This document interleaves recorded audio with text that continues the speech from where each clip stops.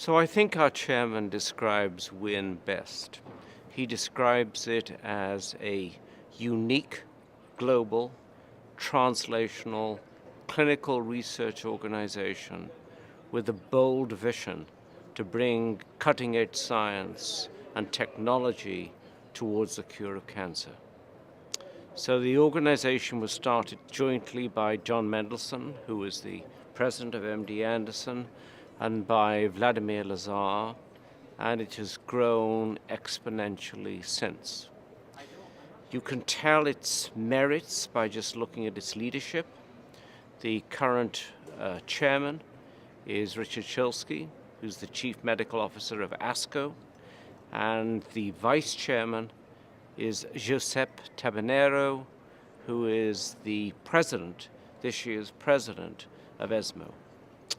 Comprises 41 organizations across 21 countries, so you can just tell the scope from that.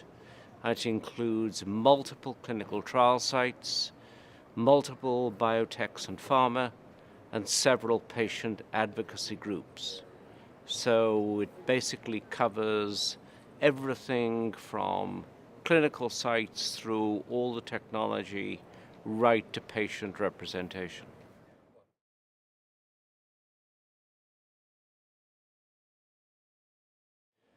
So I think there are three dominant characteristics of what WIN is trying to do and succeeding in doing. One is that it largely uses RNA transcriptomics, although it does both. And one of the unique aspects of WIN is that it insists upon having the patient's normal tissue. So for the current focus on lung, you have to do a biopsy of both the tumor and you do a normal bronchoscopy, and then you can subtract the normal lung from the tumor lung and come up with signatures. So we do DNA, we do TrueFit 500, but we also dominantly focus on transcriptomics.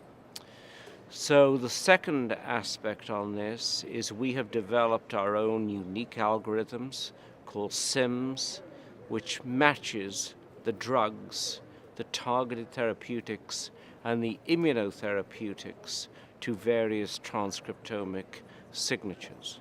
And this is unique to the organization. The third thing, and we work extremely closely with the FDA on this, is we work with matched triple therapies. And we try to do it as early in the disease as possible. At the present time, we're doing what's known as the Spring 01 trial, which is a combination of 3 drugs from Pfizer. One is one of the checkpoint inhibitors, another one is an anti-VEGF, and the third one is an anti-CDK4/6. And at the moment, we're running the trial looking at the SIMS algorithm retrospectively for the first 120 patients, but then after that, we will apply the SIMS algorithm prospectively. If you ask what the ultimate goal of the group is, it's going to be coming up with 20 or 30 triple therapies, unique combinations.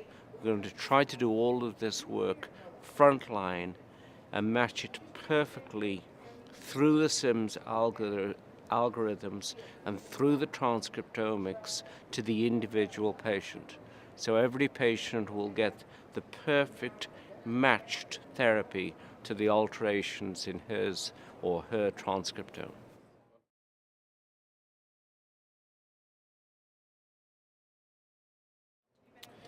The challenges are threefold. One is basically getting the pharmaceutical companies completely on board with matching triple therapies. The second one is encouraging all the 41 organizations to participate in the trials, because obviously not everyone finds every trial perfect, but we're doing extremely well on this. And then the third part, which is the most challenging and for which I am responsible, is the fundraising. Because we all work for individual organizations, our own individual organizations expect us to raise money for home, and so it is very tough to raise for a third-party organization. But we've done tremendously well, and I think the last 2 years have proven that we can overcome virtually all of the barriers.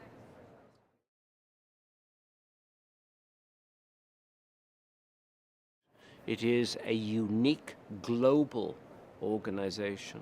It's the only one which is so translational. So there are many groups within each company that do translational work, but this is the only one that applies globally. That gives us different populations to study within all of those countries. So that is very attractive in itself, and we will make a unique contribution towards the cure of cancer. We're one of the first groups to use transcriptomics right at the cutting edge. We're one of the first groups to do triple targeted therapies. We work incredibly closely with the Food and Drug Administration, and we will basically bring cures to patients.